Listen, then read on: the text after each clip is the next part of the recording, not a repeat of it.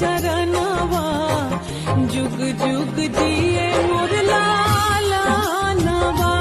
माई हो बुझबो तो माई के दरदिया पुतवे में बसेला पहरानवा। और जी करिले माई पूजिले चरणवा जुग जुग जिए मोर लालनवा।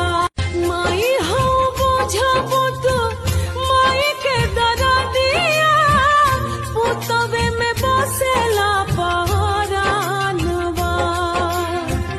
और जी करिले माई पूजिले चरणवा जुग जुग जिए मोर लालनवा। माई हो बुझबो तो माई के दरदिया पुतवे में बसेला पहरानवा।